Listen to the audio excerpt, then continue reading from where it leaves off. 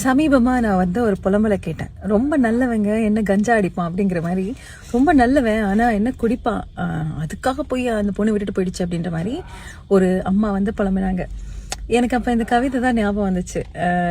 நம்மளுடைய யுகபாரதி சாரோட காகித ரெக்கை அந்த புக்ல இருக்கக்கூடிய ஒரு அழகான கவிதை. பால் வீச்சம் அடிக்கிற பருவத்திலேயே சாராய நெடியை சரியாக கண்டு கொண்டவன் நான். பால் வீச்சம் அடிக்கிற பருவத்திலேயே சாராய நெடியை சரியாக கண்டு கொண்டவன் நான். அன்பு போதையில் அழுத்தி கொடுத்த அப்பாவின் முத்தம் சொர்ரென்று மூக்கிலேற எப்போது நினைத்திடும் சுணங்கிடுவேன். அன்பு போதையில் அழுத்தி கொடுத்த அப்பாவின் முத்தம் சொர்ரென்று மூக்கிலேற எப்போது நினைத்திடனும் சுணங்கிடுவேன். அம்மா எப்படி ஆயுள் முழுசும். புரியுதா? அதாவது இந்த சாராய நெடியை குழந்தையா இருக்கும் போதே நான் கண்டுக்கிட்டேன். எங்க அப்பா முத்தம் கொடுக்க வரும்போதெல்லாம் வாய் நாரும்.